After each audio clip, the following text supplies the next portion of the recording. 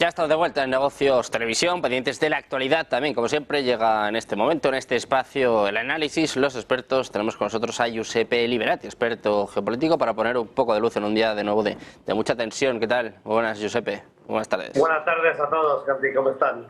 Muy bien, encantados de tenerte por aquí, con muchos frentes abiertos, Giuseppe, pendientes de Venezuela, de Oriente Medio, también ahora de Rusia y de Estados Unidos, con este intercambio de prisioneros. Si te parece, empezamos mirando a Venezuela. Se hablaba esta mañana de una posible orden de arresto contra Maduro. Vemos que Maduro está tendiendo la mano a Lula, la líder de la oposición, Corina Machado, respondiendo a Petro. Parece evidente que hay un caos increíble en estos momentos en Latinoamérica, más allá de Venezuela, ¿no? Cada vez más tensión y más división. Bueno, yo volvería a tomar un poco algunas de las palabras antes de las elecciones del intercambio muy fuerte entre Maduro y Milei, porque en este caso uno de los aliados más fuertes que tenía Maduro antes de Milei era la Argentina de los Kirchner, y en este caso la Argentina no está más ahí, y siendo esto es importante, entonces por esto hay necesidad de apoyarse con Lula. Claramente la situación en Venezuela es una situación fuera de control de hace mucho tiempo. Aparentemente hay múltiples fuerzas internacionales que están dejando que esto siga así, siga en estas condiciones. Es lamentable porque es un país rico, un país hermoso. He tenido la oportunidad de visitarlo varias veces y es una lástima ver el país en las condiciones que está, con el talento, con la calidad de las personas, y la calidad humana y sobre todo la fortaleza y los recursos que tiene. Creo que cualquier acción de la OEA no va a tener mucho efecto porque evidentemente Maduro está en una condición muy protegida internamente en Venezuela y con una serie de estados aliados. Habría que analizar la situación de Venezuela más en el marco de la tentativa de destabilizar un poco lo que nosotros llamamos la plataforma caraíbica. Entonces los países que están muy cercanos a Estados Unidos, geográficamente, pero alejado a nivel político y a nivel de ideología. Entonces esto habría que considerarlo. Creo que el momento habría que esperar un poco algunos días para ver si la oposición puede tener un poco más de fuerza comparada con el pasado, donde prefirió una solución de corto plazo más que una visión integral de cambio de visión del país.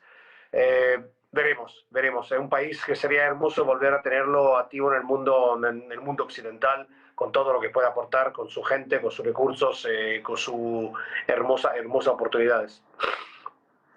Precisamente de la oposición, quiero preguntarte, en este caso por la posición de Estados Unidos, que reconocía a Edmundo González como ganador de las elecciones. Más allá de la crisis en Venezuela, vemos que cada vez hay también más presión internacional. Decía el propio John Kirby que están perdiendo la paciencia.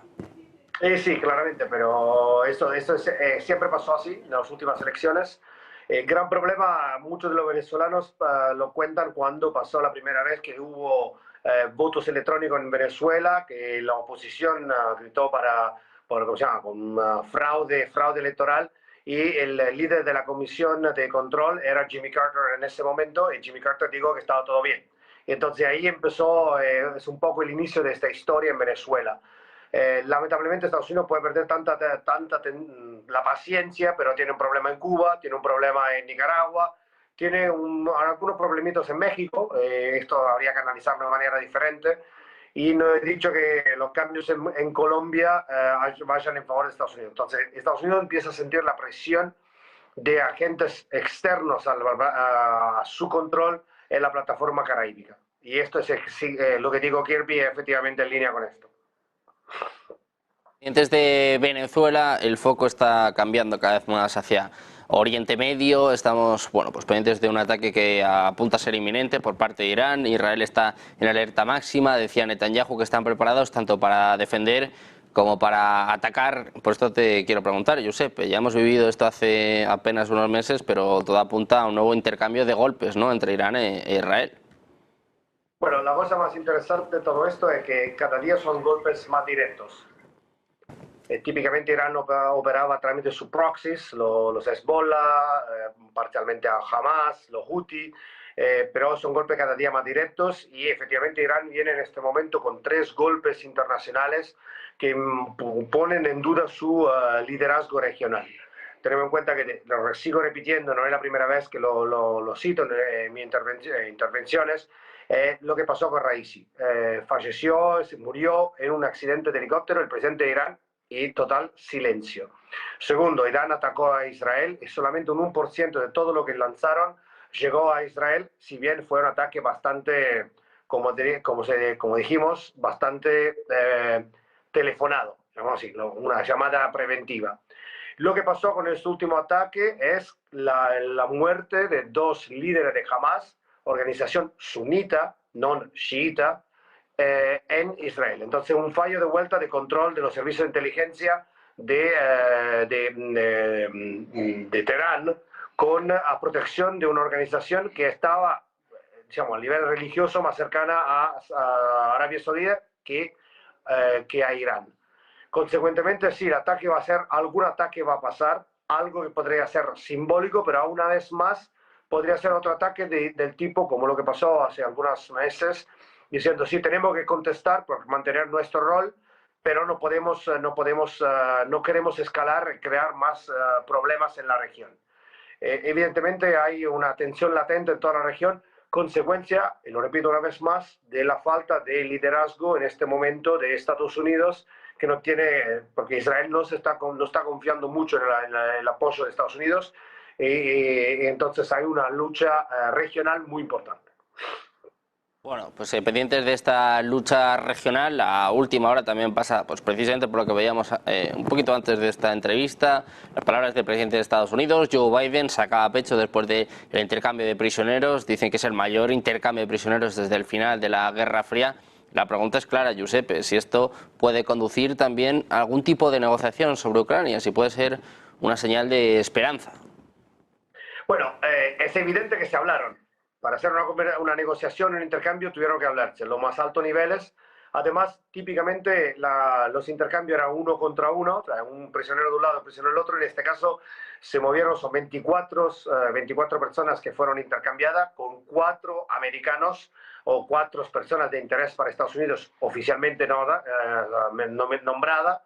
No sabemos si hay alguien más todavía. Pero bueno, y se movieron múltiples países, típicamente siempre un país con un otro, no múltiples países, como justamente estabas comentando antes, que Alemania tuvo que hacer muchas concesiones, y todo esto se logró en Turquía. Una vez más, Turquía se vuelve a ser uno de los países clave de esta situación. Claramente hay conversaciones sobre lo que está pasando en Ucrania, no es menor. Esto podría ser efectivamente un momento de haber digamos, la punta del iceberg de una negociación más amplia que se está teniendo entre Estados Unidos y Rusia. Ninguno de los dos lados quiere seguir adelante en la guerra. Sea económicamente, sea a nivel de soporte interno, no lo tienen más. Sea en Estados Unidos con la posibilidad de llegada de Trump, como en Rusia, efectivamente seguir enviando gente al frente. Después de pérdidas muy amplias, se cuenta que una media generación de rusos ya prácticamente perdida en esta guerra. Evidentemente es necesario llegar a una paz. De mi lado creo que las cosas se van a acelerar en conversaciones con otros hechos. El primer hecho fue hace algunas semanas cuando fueron decisiones muy, muy rápidas sobre el proceso al periodista del Wall Street Journal, que nadie se esperaba, todos pensaban que iba a ser más largo. Entonces hay algo donde toda la máquina estatal de Rusia está enterada que hay algunas conversaciones. Y evidentemente esto involucra también a Ucrania. Sí, precisamente sobre estas negociaciones, Josep, antes de terminar, parece que Rusia tiene muy clara su posición. Hace apenas minutos estábamos contando precisamente, bueno, pues que un alto cargo ruso dice que no va a haber ningún tipo de concesión. ¿Puede pasar un poco por ahí el acuerdo? Que lo que ya ha ganado Rusia se lo queda y podría terminar de esta forma el conflicto. ¿O crees que tanto Zelensky como Putin no van a ceder y van a seguir con este conflicto? Bueno, es un conflicto hoy actual de la suma cero, porque ninguno de los dos pueden salir empatados. Claro. Entonces, es muy probable que haya una solución como la famosa solución a la coreana, donde se crea una franja demilitarizada, que serían los países del Donbass, y la Crimea, totalmente demilitarizada por los dos lados, probablemente bajo una gestión autónoma de las poblaciones locales, que probablemente tendrán mucha influencia rusa, pero sin acceso de armas de fortalecimiento. Esto puede ser una solución temporal. Bueno, si miramos la de Corea, dura mucho tiempo, hace mucho tiempo. Pero bueno, eso es siempre la solución que hace varios meses se está ya planteando como solución en Ucrania. Entonces probablemente eso de mantener un status quo en el territorio, en el terreno, la conquista del uno y del otro, pero cambiando el estatuto de esos territorios que serían como una zona de colchón entre los dos países. Entonces mantener un colchón físico demilitarizado. Bueno, pues pendientes de estas negociaciones en Ucrania, después de que, como bien decías, es evidente, ¿no?, que han hablado para este intercambio de prisioneros. Muchísimas gracias, Giuseppe, por estar con nosotros. Agregar una cosa, sí, por supuesto. Puedo agregar una cosa que es interesante, hablando de Corea, es el hecho que pasó hoy en París, donde Corea del Norte, los atletas de Corea del Norte, de Corea del Sur y de China, el doble de ping-pong, el doble mixto de ping-pong, se empezaron a sacarse selfie juntos.